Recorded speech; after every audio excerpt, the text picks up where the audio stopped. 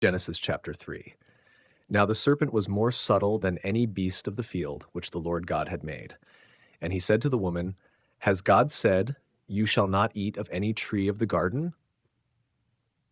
And the woman said to the serpent, We may eat of the fruit from the trees of the garden, but from the fruit of the tree which is in the midst of the garden, God has said, You will not eat of it, nor will you touch it, or else you will die. Then the serpent said to the woman, You surely will not die. For God knows that on the day you eat of it, your eyes will be opened, and you will be like God, knowing good and evil. When the woman saw that the tree was good for food, that it was pleasing to the eyes, and a tree desirable to make one wise, she took of its fruit and ate, and she gave to her husband with her, and he ate. Then the eyes of both were opened, and they knew that they were naked. So they sewed fig leaves together and made coverings for themselves. Then they heard the sound of the Lord God walking in the garden in the cool of the day, and the man and his wife hid themselves from the presence of the Lord God among the trees of the garden. The Lord God called to the man and said to him, Where are you? He said, I heard your voice in the garden and was afraid because I was naked, so I hid myself. And he said, Who told you that you were naked? Have you eaten from the tree of which I commanded you not to eat? The man said, The woman whom you gave to be with me, she gave me fruit of the tree, and I ate. Then the Lord God said to the woman, What have you done?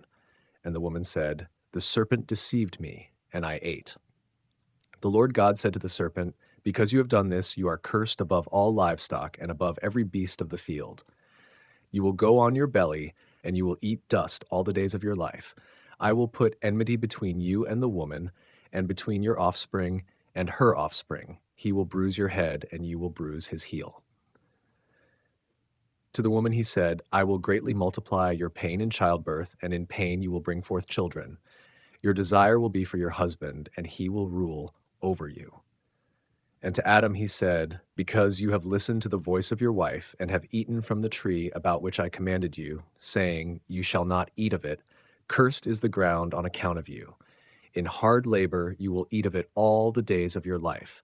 Thorns and thistles it will bring forth for you, and you will eat the plants of the field. By the sweat of your face you will eat bread until you return to the ground, because out of it you were taken.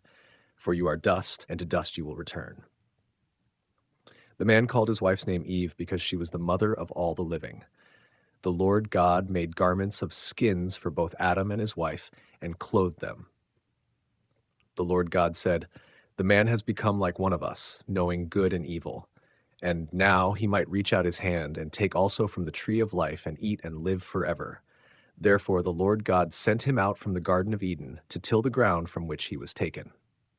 He drove the man out, and at the east of the Garden of Eden he placed the cherubim and a flaming sword which turned in every direction to guard the way to the tree of life.